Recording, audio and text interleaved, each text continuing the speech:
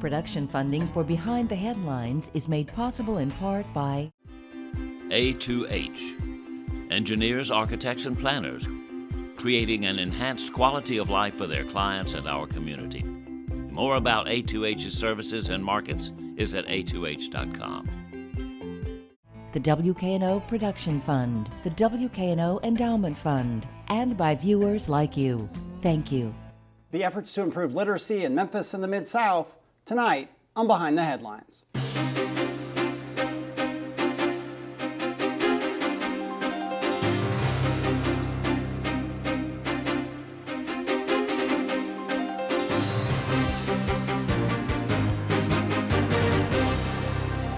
I'm Eric Barnes, publisher of the Memphis Daily News. Thanks for joining us. I'm joined tonight by Jamila Wicks from Books from Birth. Thank you for being here.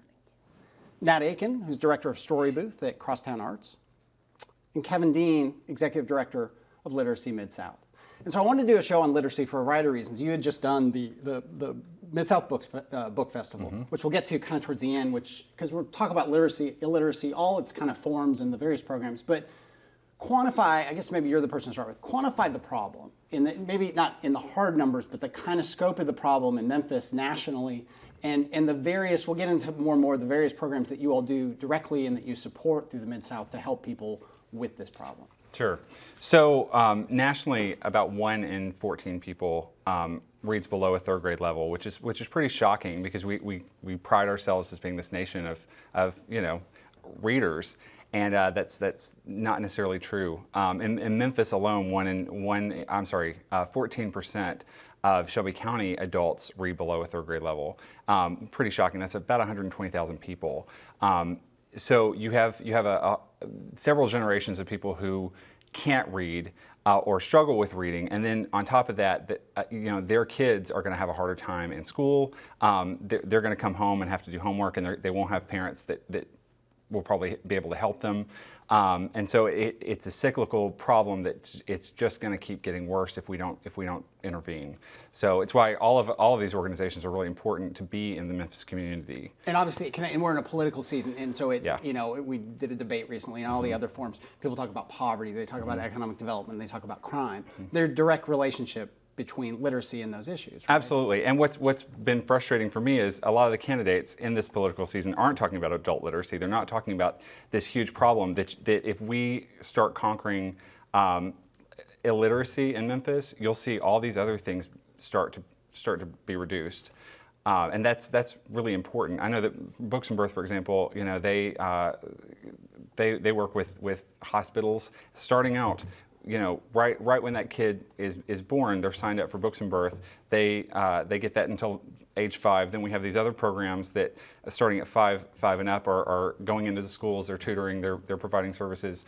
That continuum has to continue, but it needs to grow, and it needs to be very, very coordinated for us to really make an impact. And something like, I think at least nationally, is that 45% of inmates are essentially functionally illiterate? 60 to 70%. It's huge. So, and that's another issue nationally that we're dealing with. We have prison systems that get a lot of funding for GED programming, but then if you have most of your potential GED recipients are reading below a 6th grade level, they can't even get to that GED place, and there's not national federal funding for adult basic education programs in those prisons. So that's a huge problem. So they're not going to be able to get their GED if they're on a 2nd grade level, and that's not necessarily being addressed nationally. It's not being addressed, or it's starting to be addressed locally, but it's something that we definitely have to talk about. All right, let's come back to that. But sure. Jamila, talk about Books from Birth. For people who aren't familiar, it seems like most people are now, because there's just been such a wave of support and attention, but assume for a second that people don't know what Books for Birth is. So we are an local effort, the local affiliate of the Dolly Parton Imagination Library, to make sure that we aren't waiting till that child is in high school or elementary school, that we are setting that home learning environment starting at birth. And we're doing that by providing families the resources, by mailing books to children once a month, starting as they sign up at the hospital, and from then until they're 5 years old, mailing them a book each month. So by the time they are 5 and they're ready to start kindergarten, they have a home library of 60 books in their home. And they enter kindergarten ready to learn because they've had that environment where the parents have read to them. They've taught them the early learning skills that they need so that, when they get to Shelby County schools, they're ready to succeed. Yeah, and there's a study, it's on your website, the Urban Child Institute locally did, and the kids who are in Books from Birth, when they get to the second grade level, the results are really... So we've done 2 studies. So we've done Shocking. a partnership with the Urban Child Institute and Shelby County Schools, and they took the kids that participate in our program beginning at birth, and as long as they're in our program for 2 years, they've received 24 books, we know that they're going to enter kindergarten points ahead. Those kids who did not participate in the program. And then we came back a couple of years later to look at those same kids who were in the program, and they were still ahead in 2nd grade. And so now we're at a point to look at those kids who are now in 3rd grade to see where they are. But we know that this program really gets kids ready and starts them ahead, because if you're not ahead in kindergarten, chances are you're going to still be behind going through school. Right, and I have a bunch of questions for you, but we'll come get Nat involved. And so Nat, I wanted you here you have a slightly different take on this, and tell people what you do, what Story Booth does. Well, I work for Crosstown Arts as the director of Story Booth, but since Crosstown Arts, which is involved in the redevelopment of the big Sears building down in Crosstown, we are a multidisciplinary arts organization, and so the idea is connecting all artists of different disciplines. So basically, Story Booth is the space and program that does that with youth, trying to connect them to professional artists and giving them a chance to work on projects and see a finished product, see their own stories, in my case being a fiction writer, doing a book project where they get to write their own stories, see those stories published, and then see it realized before an audience, just as any professional writer would do. We're trying to give them the experience of what it is like to have your own work professionally published. We do that with film, we do that with screen printing, murals, music production, but at the core of all of it, they still have to be able to tell their own story. But it's just for the sake of being fun to do, being Right. able to tell their own stories in their own voice. So literacy is at the core of it, but you might call it a little bit behind. And you work with what grades? Middle and high school students. Middle and high school. And so part of the reason I was thinking about it, and Nat presented at the Mid-South Book Festival that you all put on. You were nice enough to have me there. And I should do my big disclosure here, so that we have been, the Daily News has been a big supporter of Literacy Mid-South. I used to be on the board. We've supported Story Booth, and our owner is, I think, current chair of the board of directors. And all this came together not because of those things. I don't mean to I just want to make sure I say that. But I was at the book festival, and there is, I've seen presentations of people who've gone through your adult literacy program, and it's really powerful. Yeah. I mean, the life-changing, a man in his 50s who could suddenly read to his grandchildren. I think there was a lunch. I mean, it's just heartbreaking and powerful. And we'll talk about that, but also part of what Nat said, and I was thinking about it at the book festival, is there's the lack of being able to fill out a job application, and there's the lack of being able to navigate signs and all these really tragic things that go on with adult illiteracy. But there's also, you don't get to experience the kind of magic and the fun and the pleasure that Nat brings to kids through Story Booth. And the book festival, in some ways, was celebrating that other side of literacy, which is this, what a great community we can be, and the love of reading. So talk about that as your mission. You've got the adult literacy thing, which is clearly the most important thing, I suppose, but it's beyond just a economic development literacy thing. It's celebration of literacy and reading and so on. Absolutely. You know, we're a music town, and so we always think of, when we think of arts, we think of music. We think of that.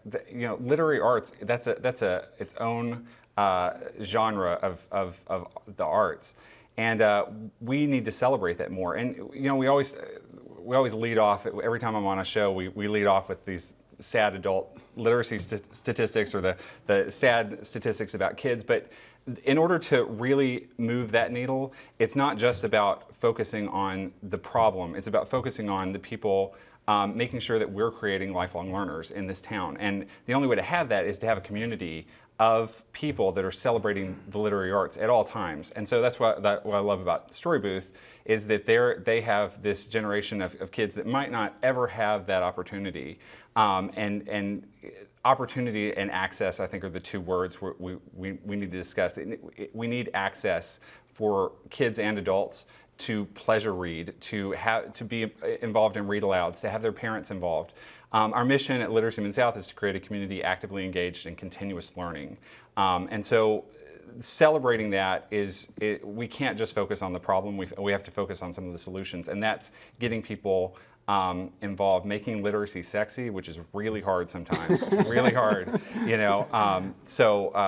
Yeah, we like talking about the fun stuff too, because there's so much that can be done. Creative writing is such a great tool to use with kids and our adults, getting them you know, really understanding what they can do as creative people, empowering them to not only read but to be able to share their experiences on the page.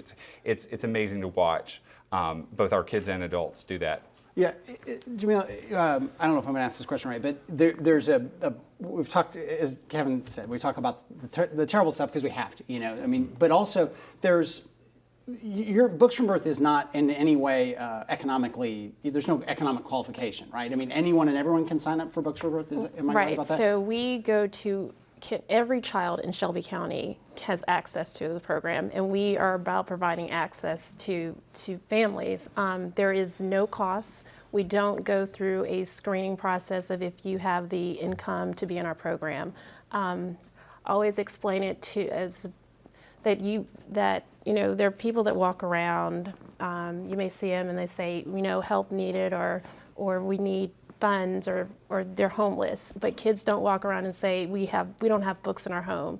And so we make sure that, so not to discriminate a family, because we don't know if that family knows that they should have books in their home, they should have books starting at 0, that we make sure we go to every kid.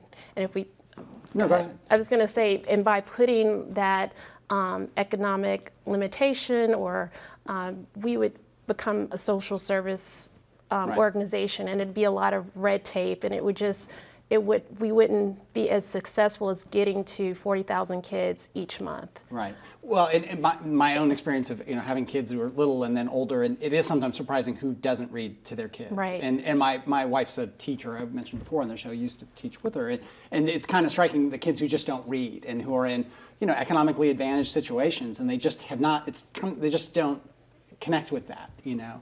How does, you send physical books? We said yes. How does the digital world of books come in play, or you guys just know it's just easier, better to get the physical books out there? Or? Well, you know, when at our age, between 0 and 5, you're not necessarily learning how to read, you're more learning book handling skills. You're learning to feel and touch a book and to know that it has pages and this is the front cover. And those tangible things are very important when it's time to really start reading.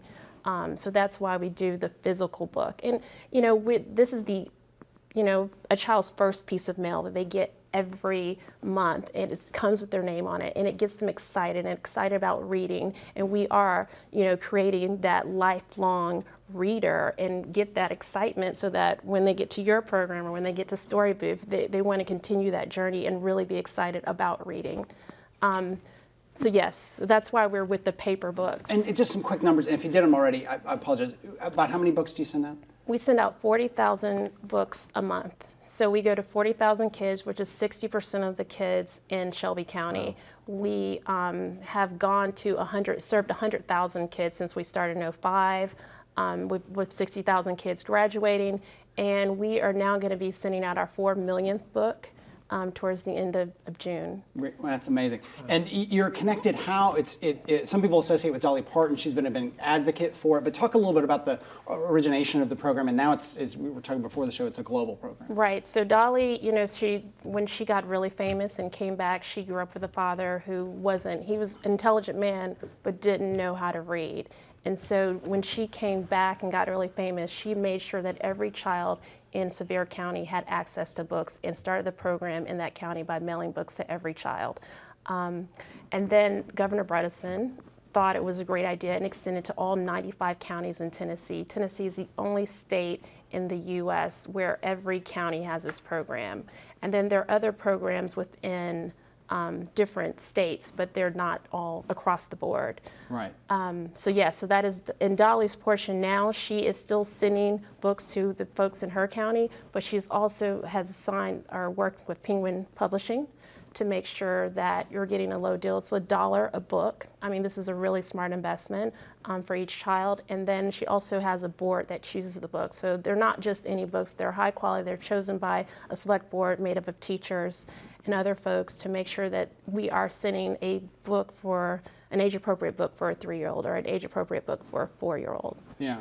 So so back to Nat for a second. On the arts part of it, do you ever get people, or maybe the expectation? I may have even had this expectation when you first started talking about going over to Storybooth, that you would be doing more literacy and not arts. And do you ever get not pushback isn't the right word, I mean, this isn't crossfire, but pushback of people saying, well, that's all great to teach them creative writing, but what they really need is how to fill out a job app. I mean, the really narrow, fundamental, like economic sort of reading as how to get a job. This art stuff is not worth it. It's not worth the time and money. Well, the space in the program is only 3 years old. So far, the response, there hasn't been much. I expected that. There has not been much of that response at all. This is so great that this is here, that it's free, that you pair them up with professional artists, and that they get to experience what that's like. So they're just really excited to have that opportunity. But I would also say that it's a left brain, right brain sort of thing. If you teach how to tell your own story, those other things, I would call it a soft skill that then does those things. And that's not to say in the future, if kids, we're putting together our own youth advisory board now, if they say, hey, it would be great to have an ACT prep class here. It would be great to do these kinds of things. This is what we really need. We want to be as responsive as possible to the community that we're in, which is I call it the greater Crosstown neighborhood. So I think of it as both and, but just like Books from Birth, it's reminding at essence like the brilliance of a great story. So the name of the space is intentional, telling your own story. But then the thing that what turned me into a writer and a reader was that first story you remember reading that you forget that you're reading, you forget that you're literate, you forget all of that stuff, and it just takes you away and puts you somewhere else. And that, I would say, is the biggest thing that we're trying to do, is just get kids confident in their own creative voices, give them agency to tell their own story, and us value their story for the sake that it is just theirs. And like you say, Memphis is known as a music town, but Memphis shows up in the lyrics of hundreds of songs. It's a fascinating place as an artist. And so these kids who live here, their lives, I tell them, are just as fascinating as anyone else's, regardless of whether they can read or not yet. So I know that doesn't really directly answer the question. But it gives people a sense of the program, because and it also kind of gets into the Crosstown thing. The Crosstown thing has always been, and we've had Todd, we've had a bunch of the guys folks on from Crosstown, and there was originally this was going to be some sort of artist commune or something, and so it helps give definition to people what is going in, what are they spending $220 million on, and how does the arts and culture kind of fit with the business side of what Crosstown does.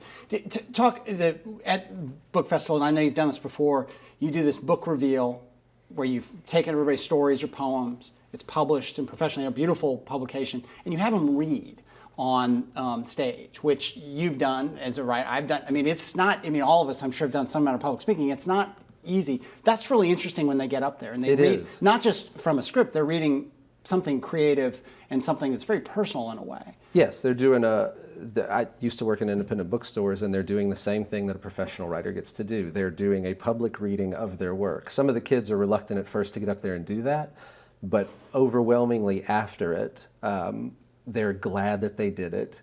They have a pride that it's their story.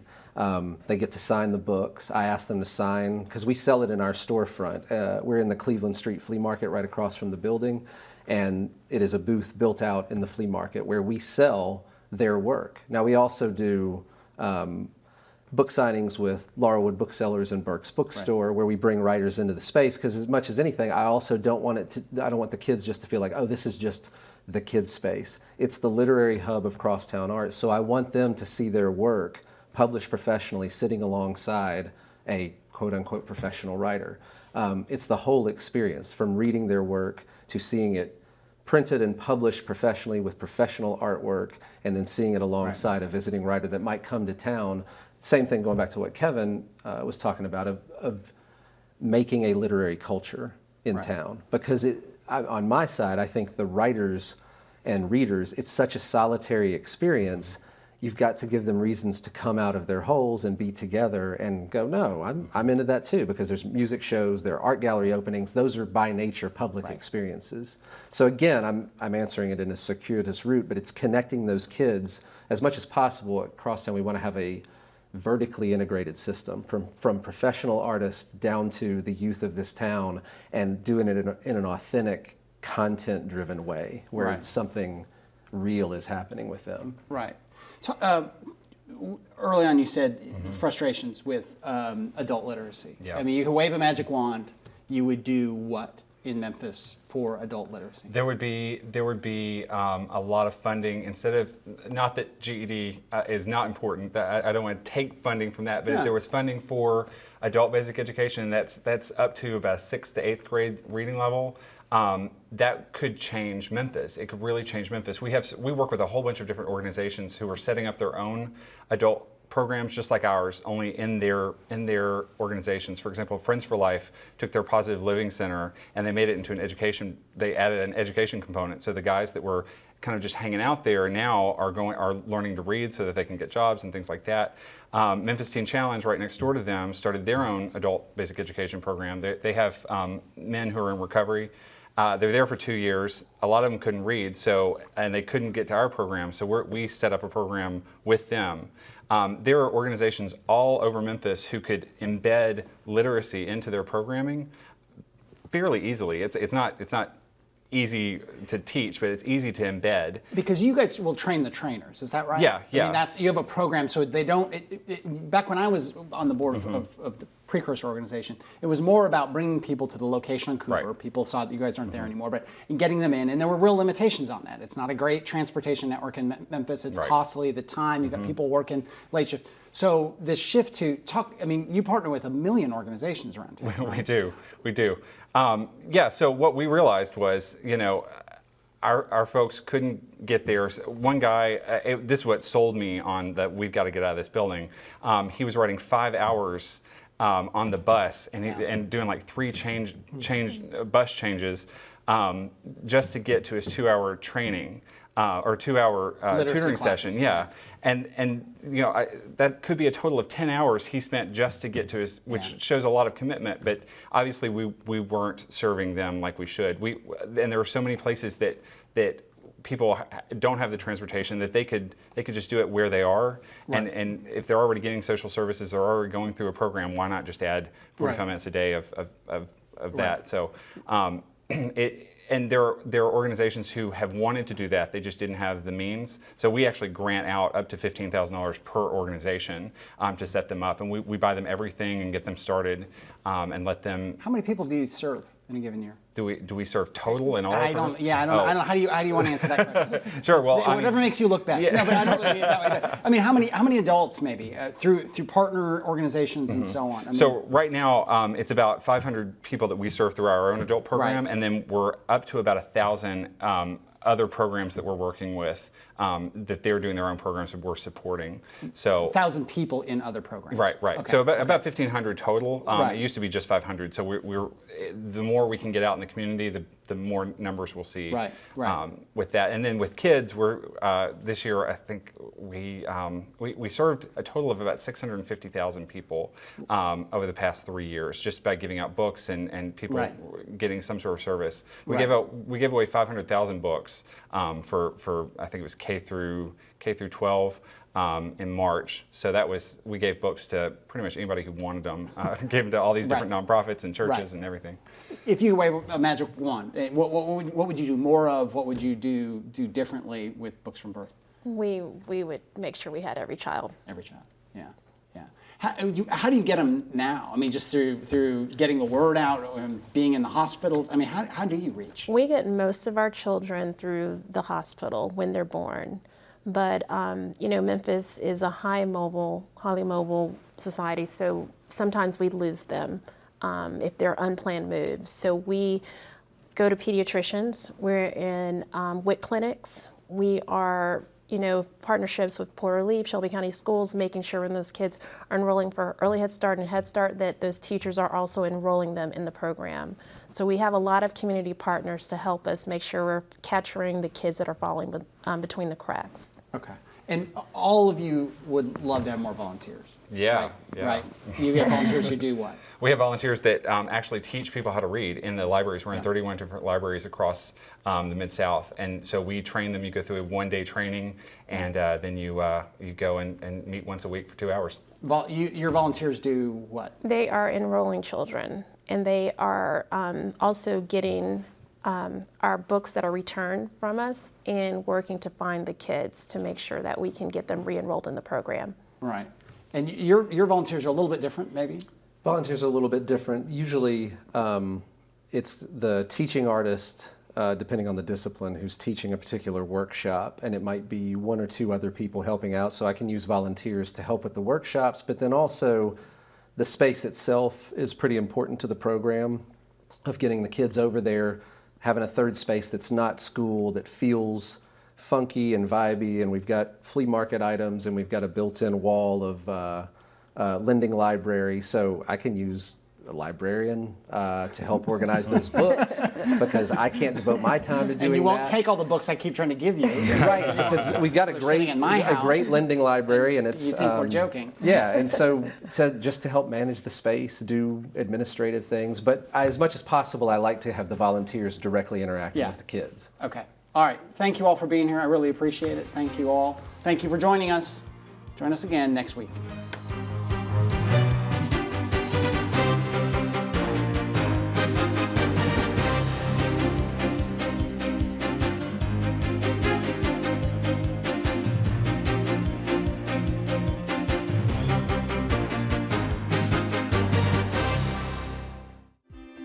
A2H. Engineers, architects, and planners, creating an enhanced quality of life for their clients and our community. More about A2H's services and markets is at a2h.com.